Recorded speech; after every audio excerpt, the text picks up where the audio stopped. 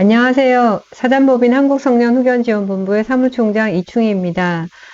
우리 본부는 이번에 또 하나의 사회적 공익적 활동으로서 노후 설계에 대한 인식과 문화를 조성하고 또 고령자 등이 안전하고 행복한 노후 생활을 영위할 수 있도록 지원하는 미리 준비하는 안전하고 행복한 노후 설계 사업을 시작하였습니다. 또 이와 관련해서 노후 설계를 위한 지식 매뉴얼도 발간하였습니다.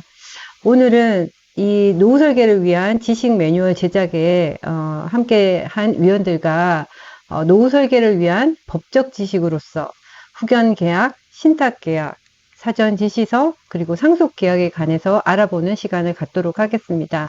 그럼 매뉴얼 제작에 참여한 위원들을 한 분씩 소개해 드리겠습니다. 후견 계약 부분을 담당한 문정민 위원입니다. 안녕하세요.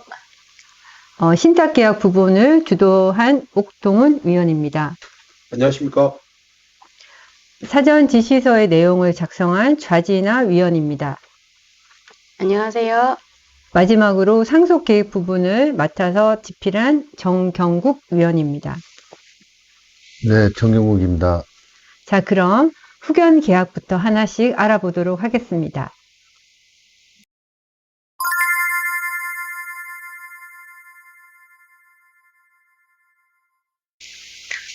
문정민 위원님, 우리나라는 2013년 7월 1일부터 성년 후견 제도를 도입해서 시행하고 있는데, 성년 후견 제도가 어떤 제도인지 좀 간단히 설명을 좀 부탁드릴게요. 네. 성년후견은 질병, 장애, 노령, 그 밖의 사유로 인한 정신제약으로 사무 처리할 능력이 지속적으로 결여된 사람을 대상으로 하고요. 한정후견은 동일한 사유로 사무 처리할 능력이 부족한 사람을 대상으로 합니다. 법원에 후견 개시 심판을 청구해서 후견 개시 결정이 내려지면 후견이 시작됩니다. 이에 반해서 후견 계약은 똑같이 장애, 질병, 노령 등의 정신적 제약 사유로 사무 처리할 능력이 부족한 상황에 있거나 부족하게 될 상황을 대비해서 자신의 재산 관리와 신상 보호에 관한 사무의 전부 또는 일부를 다른 사람에게 위탁하고 그 위탁 사무에 관해서 대리권 수여 계약을 체결하는 것입니다.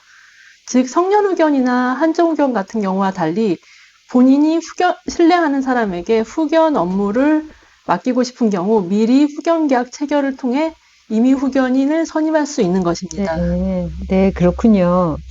그럼 미리 본인이 원하는 사람을 후견인으로 정해서 재산 관리나 신상 보호를 위탁하는 그 후견 계약을 체결하려면 어떻게 해야 할까요? 또 후견 계약을 할 때 필요한 서류가 있을까요?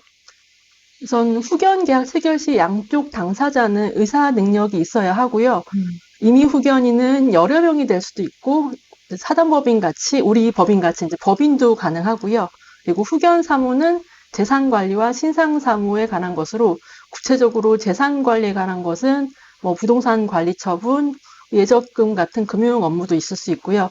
연금, 차임 등 정기적인 수입 관리하는 거라든가 이제 공공요금, 입원비 지출 같은 행위 관리와 생활용품 구입 등 그리고 공적 서류 발급 등을 위탁할 수 있고요. 그리고 신상 보호에 관한 것은 간병 계약, 시설 입소 계약, 복지 서비스 이용 계약, 진료 계약, 입원 계약 등이 있습니다.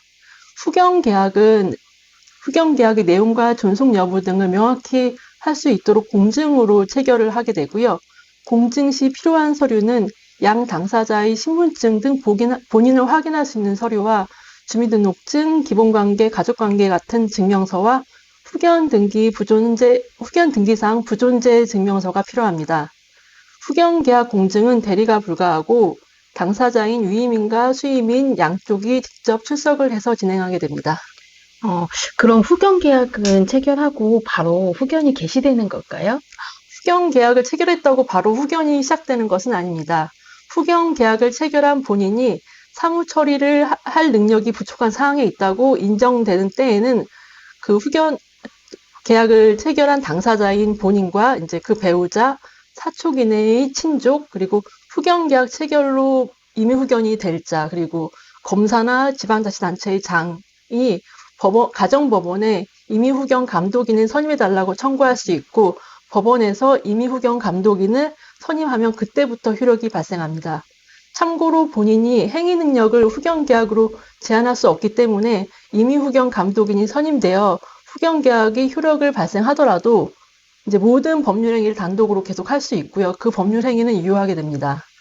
임의후견 감독인 선임 전에는 본인 또는 임의후견인은 양 당사자 언제든지 공증인의 인증을 받은 서면으로 후견계약의 의사표시를 철회도 할 수 있고요. 그리고 새로운 공정증서형 후견계약을 맺어가지고 이미 체결된 후견계약의 내용을 변경할 수도 있습니다. 그런데 이제 중요한 것은 임의후견인이 가족이 아니거나 혹시 가족이라도 동거하고 있지 않은 경우에는 본인에게 이제 임의후견인의 선임 사항이 필요한 것을 적기 파악하는 것이 쉽지가 않은데요. 이를 위해서 본인이 이제 후견이 적기에 게시될 수 있도록 후견 계약을 체결하는 것뿐만 아니라 동시에 장래의 임의후견인과 본인이 정기적 면담을 통해 본인의 건강 상태를 체크하고 필요한 상담에 응하는 것을 내용으로 하는 별도의 모니터링 계약을 체결할 필요가 있습니다. 모니터링 계약은 이제 우리 사단법인 한국성년후견지원본부에서 예시로 이제 계약서를 작성을 해 놓은 게 있습니다. 그럼 피후견인이 될 사람과 그 임의후견인이 될 사람 간에 체결한 후견계약은 그 내용이나 존속 여부를 법원이나 제3자가 알 수 있도록 공시되어야 할 것 같은데요. 그 관련된 절차도 있나요?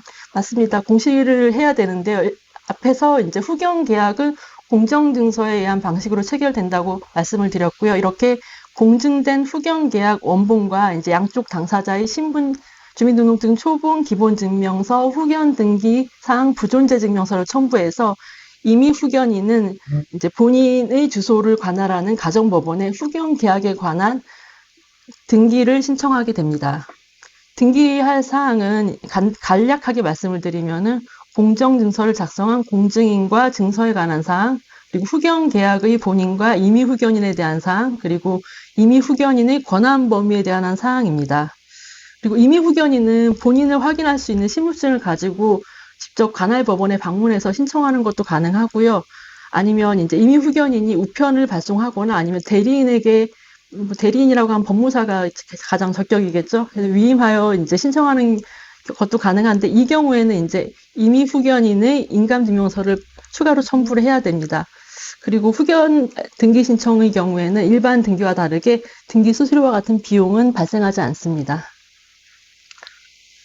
이렇게 그 후견 계약이 고령이나 또 혹은 갑작스러운 그 사고나 질병 이런 것에 대비해서 미리 본인이 신뢰하는 사람에게 또 본인의 재산 관리라던가 신상 보호를 그 맡김으로 본인의 그 어떤 평소의 의사를 충분히 반영함으로써 노후를 대비하는 방법으로 매우 유용한 제도인 것 같습니다.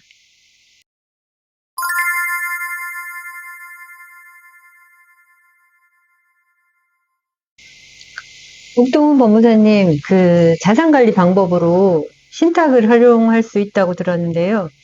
그런데 신탁이라는 용어가 법률 용어이다 보니까 좀 생소하고 어렵게 느껴져요.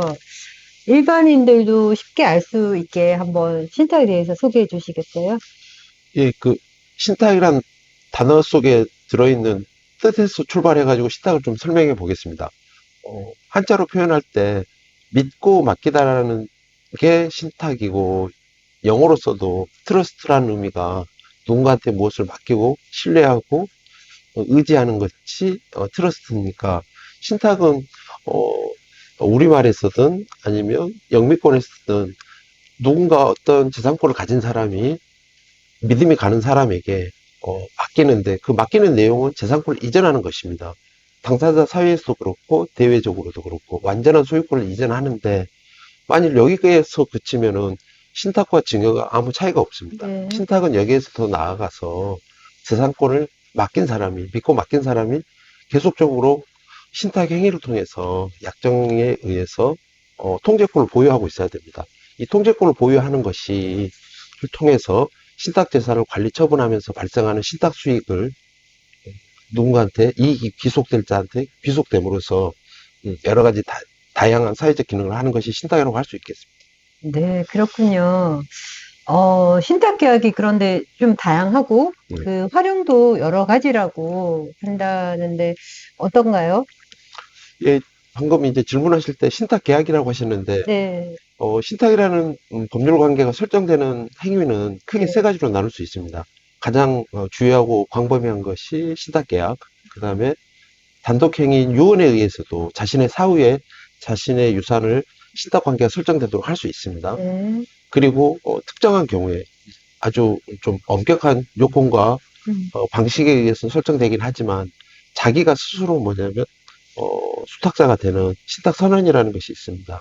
그래서 이 모든 세 가지를 통틀어 신탁 행위라고 하는데 그 중에 주요한 것이 신탁 계약이니까 신탁 계약에 대해서 이제 집중적으로 말씀드려 보자면 방금 활용을 말씀하셨는데 어떻게 보면 신탁을 유형화시키면 그 자체가 그 유형별 활용이라고 말씀드릴 수 있을 것 같아요. 어, 신탁은 아까 정의에서 말씀드렸듯이 어떤 재산권을 타인에게, 믿음이 가는 타인에게 맡기는 제도라고 했는데, 이 재산권을, 이 맡겨지는 재산을 신탁 재산이라고 합니다. 이 신탁 재산의 유형에 따라서 부동산이면 부동산 신탁, 금전이면 금전 신탁, 유가증권이면 유가증권 신탁, 기타 여러 가지 재산권의 내용에 따라서 다양한 신탁 유형이 있을 수 있는데, 목적에 따라서도 분류할 수 있습니다. 상속제도로 보완하는 신탁, 증여제도로 보완하는 신탁, 또 후견제도로 보완하는 신탁, 기부등을 보완하는 신탁, 이렇게 목적에 따라서 분류할 수 있는데 그 방금 어떤 특정의 재산권을 특정의 목적에 따라서 이게 결합되면 어떤 신탁의 활용이라고 할 수 있을 것 같습니다. 그래서 조금 더 세분해서 말씀드리자면은 상속제도를 보완하는 신탁 중에는 지금 국내에서 가장 많이 활용되고 있는 유언대응 신탁이나 또는 유언대응 신탁의 좀 단점을 보완한 귀속권리자 지정신탁, 또 최근에 신탁을 활용한 주택담보 대출, 그리고 증여를 보완한 신탁, 또 장애인 자녀를 뒀을 때 증여를 보완한 신탁 중에 특수한 장애인 신탁, 또는 창업을 직계 비속이 창업할 때 창업을 지원하는 창업 지원 신탁 같은 것도 다 증여제도를 보완하는 신탁이면서 절세 효과를 거둘 수 있고, 후견제도를 보완하는 신탁, 또 아까 말씀드렸지만 기부제도를 보완하는 공익신탁, 이렇게 사회적으로 아주 폭넓게 활용되고 있는 것을 볼 수 있습니다. 네, 오 의원님. 일단 그렇다면 신탁 계약 체결 시 또는 체결 후에 특별히 주의할 사항이 있나요? 예, 그 신탁 계약을 체결할 때 주의할 점이라고 하면 신탁은 금지되는 신탁 이외에 모든 신탁이 다 허용되기 때문에 금지되는 신탁이 무엇인지 좀 확인할 필요가 있습니다. 신탁법에서 예시된 금지되는 신탁을 좀 간단히 설명드리자면 불법을 목적으로 하는 신탁, 또는 탈법을 목적으로 하는 신탁, 또는 소송 수행만을 목적으로 하는 신탁, 또는 채무를 면탈하기 위한 사회신탁 등은 대표적으로 금지되는 신탁입니다.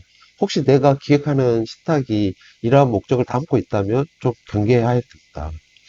그리고 조금 전에 이제 설명드릴 때 말씀드렸듯이 국내에서 가장 많이 활용되고 있는 유언 대용 신탁의 경우에 주의할 점에 대해서 하나만 더 말씀드리겠습니다. 유산을 가진 아버지가 수탁자로서 장남을 신탁재산을 관리하게 하고 자신의 사후에 사후수익자로서 장남에게 오로지 자신의 유산을 다 귀속시키려고 할 때, 이러한 유언 대응 신탁 계약을 체결하게 되면 신탁법에서 금지하고 있는 수탁자가 유일한 수익자 지위를 가질 때 이러한 신탁 계약은 무효가 돼서 나중에 자신의 사후에 장남 앞으로 된 신탁을 원인으로 한 소유권 이전 등기가 원인 무효 등기로서 무효가 될 수 있습니다. 그래서 어렵게 기획한 유언 대응 신탁이 무용 지물이 될 수 있으니 좀 유의하실 필요가 있습니다. 그리고 신탁 계약을 체결한 이후에 좀 유의하실 점이라고 하면 정의에서도 말씀드렸듯이만 신탁이라는 것은 자신이 소유한 자산을 믿음을 가는 위탁자에게 맡기고 또 신탁 계약을 통해서 이 신탁 재산에 대한 통제권을 갖는 것입니다. 그래서 수탁자의 자신이 원래부터 가지고 있던 재산과 신탁을 원인으로 해서 자신의 소유가 된 재산을 구분해서 이렇게 해야 될 필요성이 있습니다. 이것은 신탁의 목적 달성을 위해서도 필요한 것이지만 제3자에게 신탁 재산임을 알려 불필요한 이해 충돌을 방지할 필요가 있습니다. 그래서 신탁법에는 공시되는 신탁 재산인 경우에 신탁 등기를 하지 않으면 제3자에게 대항할 수 없다고 하고 있습니다. 그래서 부동산을 예를 들면 공시 방법인 등기부에 신탁 등기를 해야만 이 재산이 신탁 재산임을 제3자에게도 주장할 수 있습니다. 그래서 공시 절차를 갖추는 것을 좀 주의해야 될 겁니다. 네, 오 의원님. 네. 일단 부동산에 대해서 신탁계약을 체결하면 신탁 등기를 해야 대항력을 가진다고 하셨는데요. 네. 그러면 그 신탁 등기 신청 절차나 네. 첨부 서류에 대해서 간단히 설명해 주시면 좋겠습니다. 그래서 너무 여러 차례 벌써 반복됐지만 신탁은 타인에게 소유권을 이전함과 동시에 이 신탁 재산을 임을 제3자에게 대항하기 위해서 신탁이라는 것을 이 신탁 재산이라는 걸 공시해야 된다고 했지 않습니까? 그래서 신탁의 정의에서 드러나듯이 이 부동산의 경우에 신탁 계약이 체결되면 반드시 수탁자에게 소유권 이전 등기를 해야 되고 제3자에게 대항하기 위해서 대항 요건을 구비하기 위해서 신탁 등기를 해야 됩니다. 그래서 이 두 가지 등기를 부동산 등기법에 의하면 일괄하여 한 장의 신청서에 소유권 이전 등기와 신탁 등기를 같이 신청하게 되어 있습니다. 그래서 그 공시 방법만 갖추는 게 아니라 이전 등기도 같이 해야 되기 때문에 모든 등기 신청에는 반드시 신청 정보로서 제공해야 될 것, 그 다음에 첨부 정보로서 제공해야 될 것이 있는데 이전 등기 측면에서도 이 두 가지 정보를 제공해야 되고 신탁 등기 측면에서도 신청 정보와 첨부 정보를 제공해야 됩니다. 거기에 필요한 어떤 서류의 내용이나 절차에 대해서는 너무 이 시간에 다 설명드리기에는 너무 좀 방대한 양이 될 것 같아서 사단법인 성렬의견지원본부가 이번 사업을 통해 마련한 노후 설계를 위한 지식 매뉴얼에 아주 자세한 설명이 되어 있으니 이를 좀 참조하시는 게 어떤가 싶습니다. 네. 그럼 마지막으로 질문을 드릴 텐데요. 신탁에 대해서 굉장히 이제 쉽게 말씀해 주셨는데, 이러한 신탁이 우리 사회에 꼭 필요한 이유를 한번 소개하신다면. 이게, 조금 좀 다른 측면의 이야기입니다만, 사람은 누구나, 태어나서, 죽음에 이르기까지가, 이게 어떤 누구를 막론하고 사람에게 주어진 삶이라고 할 때, 이 삶을 태어나서 죽는 이 시작과 끝만 보면 누구나 다 똑같지만 그 과정에 있어서는 여러 가지 선택에 의해서 어떤 사람의 삶은 행복한 삶, 보다 행복한 삶, 어떤 사람의 삶은 그렇지 않는 삶도 있을 수 있지 않습니까? 그래서 제가 생각하기에 노후를 준비할 때 어떤 죽음을 맞이할까? 그래도 행복한 죽음, 이렇게 안전한 죽음, 보다 나은 죽음을 맞이한다고 하려면 안 좋은 것은 피하는 선택 또는 좋은 것은 취하는 선택들을 많이 해야 이런 것에 좀 더 가까워질 수 있다고 보거든요. 그래서 신탁제도는 그 자체로서 고유한 목적을 수행하는 경우는 아주 극히 드뭅니다. 그런데 우리 사회에 이미 잘 정비된 제도들의 단점들을 보완하고 장점을 극대화해주는 기능들을 많이 하고 있습니다. 상속제도도 보완하고 있고 그다음에 증여제도도 보완하고 있고 또 후견제도도 역시 보완하고 있고 또 이런 제도를 단점만 보완할 뿐만 아니라 신탁제도를 잘 활용하면 여러 가지 세금들을 절세하는 그런 기능들도 수행하고 있습니다. 그래서 현대를 살아가는 우리로서는 노후를 준비할 때 이제 신탁은 선택이 아니라 필수가 아닌가 이렇게 생각됩니다. 예. 네, 노후 설계를 위해서 이미 후견 제도도 물론 그 중요한 기능이 있지만 자산 승계 방식으로서 이 신탁도 매우 유용한 그리고 필요한 제도인 것 같습니다.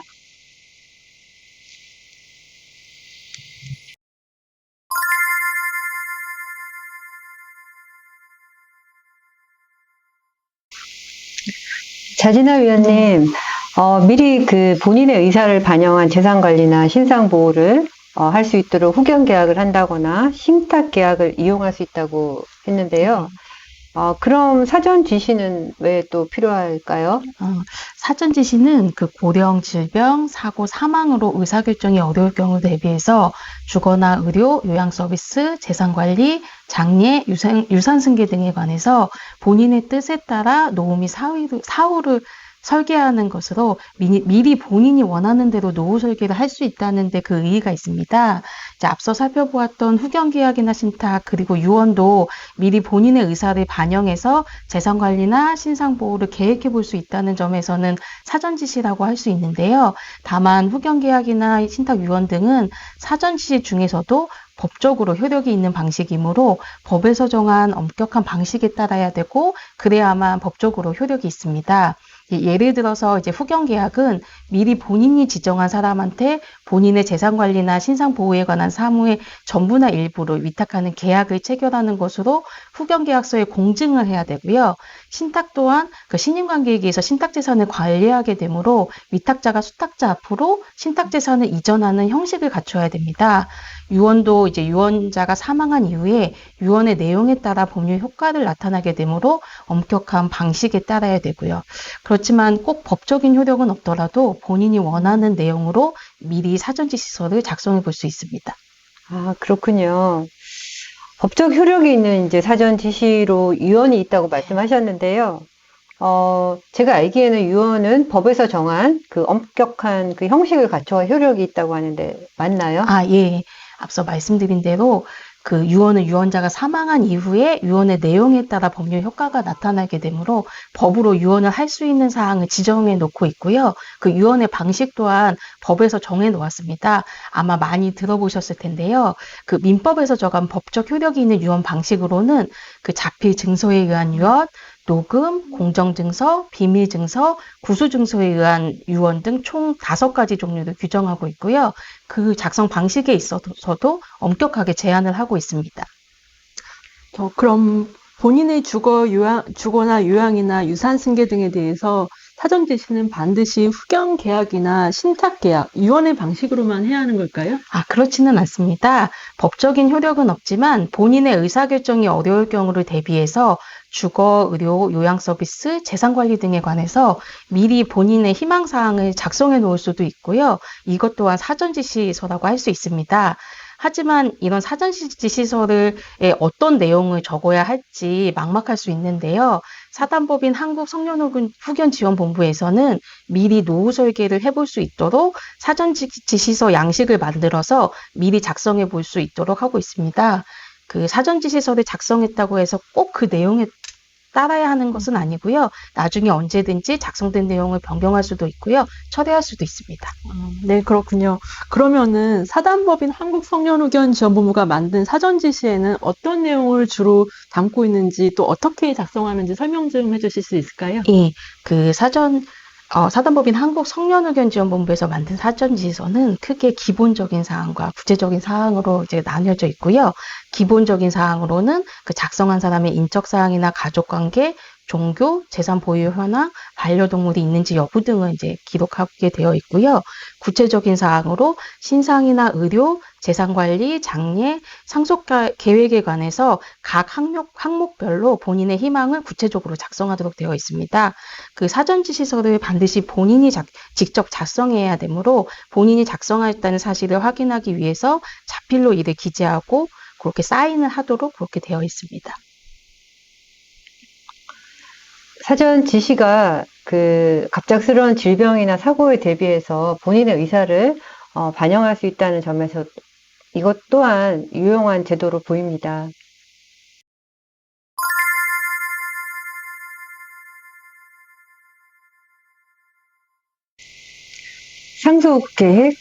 상속을 계획한다?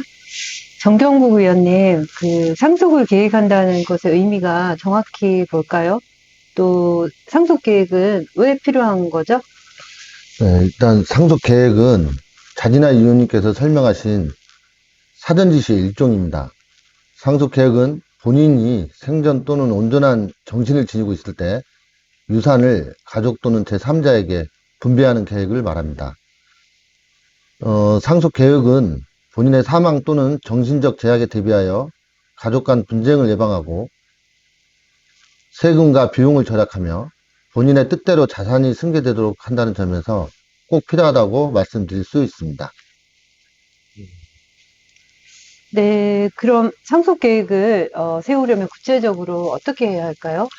일단 효율적인 상속 계획을 수립하기 위해서는요, 우선 상속 재산을 확정하고 귀속 또는 분배 방법을 정해야 합니다.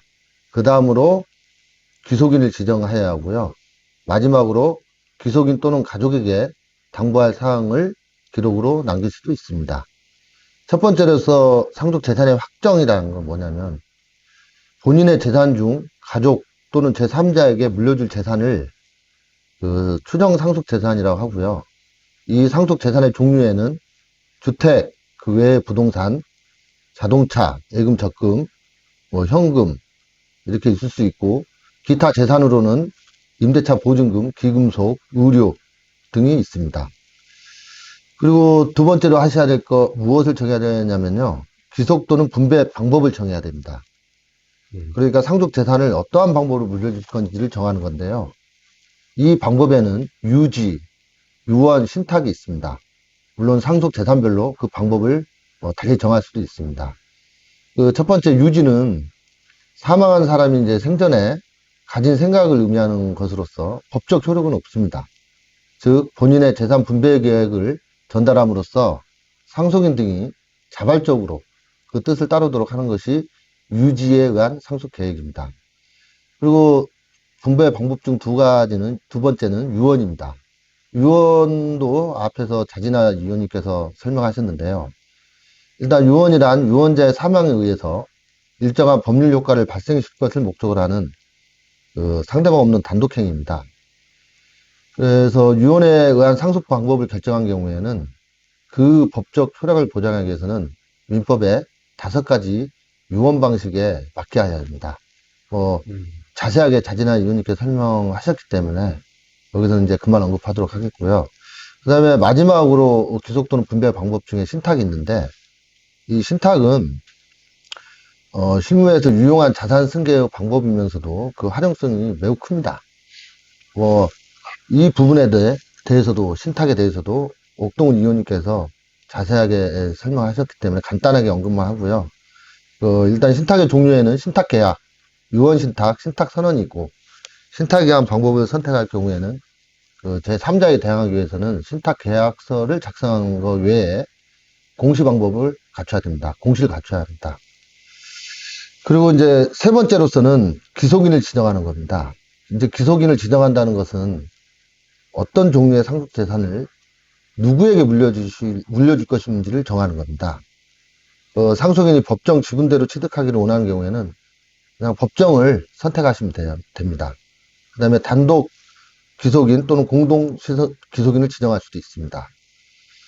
그리고 마지막으로는 네 번째로는 귀속인 또는 가족에게 당부할 사항을 적습니다. 예를 들어서 채무 등 부담을 조건으로 귀속하게 할 때는 그 조건이나 뜻과 채무의 내용 등이 적고 이러한 것들이 한 예가 될 수 있고요. 기타 자유롭게 본인의 뜻을 전달하고자 할 때 상속계획서에 그 뜻을 나타내면 됩니다. 정경국 위원님의 친절하고 알기 쉬운 명쾌한 설명 잘 들었습니다.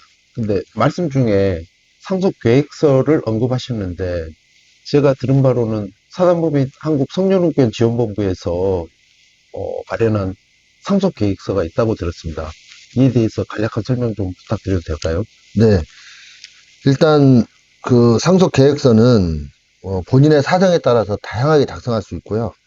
작성한 후라도 수립한 상속계획을 언제든지 철회 또는 변경할 수도 있습니다. 일단 상속계획서에는 방금 전에 말씀드린 추정 상속 재산의 확정 이런 재산의 종류를 정하고 그 다음에 귀속 또는 분배 방법을 선택하고요. 그 다음에 귀속인을 지정하고 이런 부분들이 있습니다. 그리고 가족에게 당부할 사항도 적어야겠죠. 그리고 첨부할 서류는 이제 본인이 직접 작성했다는 취지의 증서인 인감이라든지 기속인의 인적을 알 수 있는 자료로서 가족관계증명서 등을 첨부한다든지, 그 다음에 상속재산 중 적극재산을 소명할 수 있는 자료로 등기사항 증명서라든지 이런 부분들을 첨부하게 되고요. 그리고 소국재산, 그러니까 빚을 소명할 수 있는 자료로서는 체납 사실 증명원, 세금 체납된 그런 증명이라든지 부채 증명서 등을 첨부하면 됩니다. 그리고 제출인이 작성인과 다른 경우에는 작성인 본인의 인임장도 함께 첨부합니다. 기타 이제 이 작성 방법에 관해서는 그 사단법인 한국성년후견지원본부가 상속 마련한 서식에 그런 작성 방법도 자세하게 다루고 있습니다. 이를 참고하시면 될 것 같습니다. 네. 그 상속 계획도 본인의 사망이나 어떤 정신적 제약을 대비해서 본인의 그 의사대로 자산이 승계된다는 점에서 또한 중요하고 유용한 제도이군요. 네네. 네, 지금까지 미리 준비하는 안전하고 행복한 노후 설계를 위하여 후견 계약, 신탁 계약, 사전 지시서, 그리고 상속 계획에 대해서 알아보았습니다. 더 궁금하신 점은 우리 사단법인 한국성년후견지원본부에 문의하시기 바랍니다. 모쪼록 우리 본부의 이번 사업이 작은 씨앗이 되어서 우리 사회에 노후 설계에 대한 인식과 문화가 조성되고 확산되는 열매를 맺을 수 있기를 기대하면서 오늘 이야기를 여기서 맺도록 하겠습니다. 감사합니다.